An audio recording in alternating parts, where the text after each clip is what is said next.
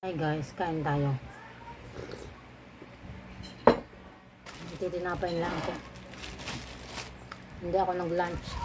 Kasi kanina nung dumating, punta kami sa animal bike. Napagod ako, nahilo-hilo ako eh. Sumakit ang ulo ko, so natulog muna ako. Ngayon, hindi ako nakapagluto. May kanin naman lang kaso ayoko magkanin muna. Nagtitinapay na lang ako. Ito na yung bali lunch ko, late na nga. Itlog. Parang nasakit yung dito ko.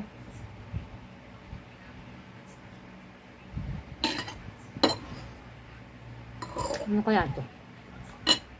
Baka sa paghiga lang.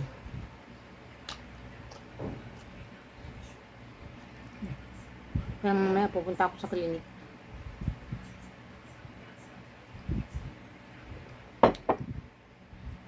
Papabipi ako. Baka mamaya na, ano na to, high blood na ba?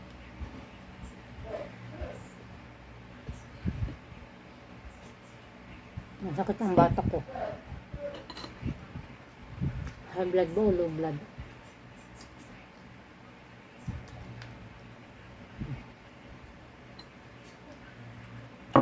Low. Saka kape ang aking lunch. Natulog ako. Natulog ako ng kunti. Pero as usual, nasakit pa ng ulo ko. Pati yung katawan ko. Hoy! Alis dyan.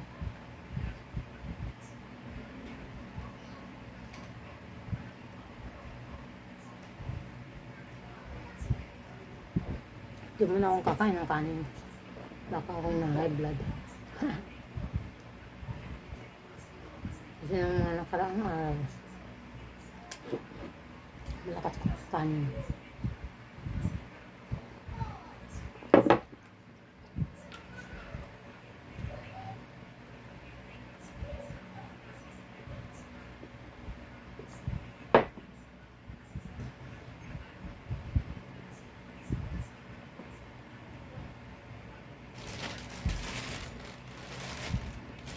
Pangalawa to.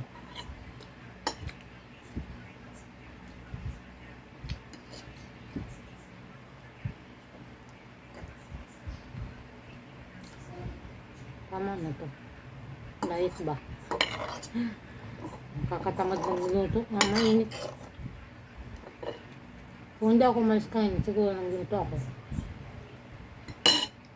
Namiss ko nga yung pakbit eh. Mamaya na lang.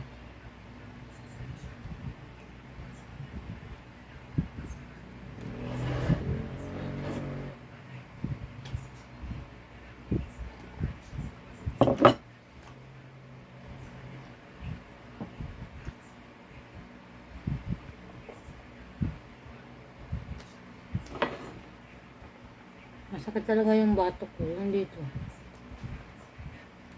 Hindi ko alam kung sa pagtulog, yung mga ugat-ugat ko dito. Lumalang gatok.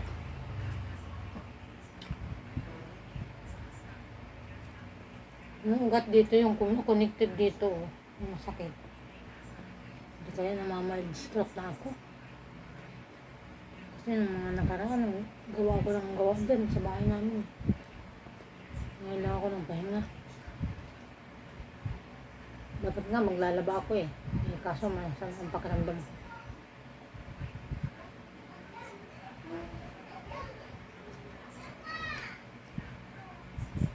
Bukas na lang siguro ako maglaba. Pag matino na ang pakiramdam ko. Dami ko pa naman labahin.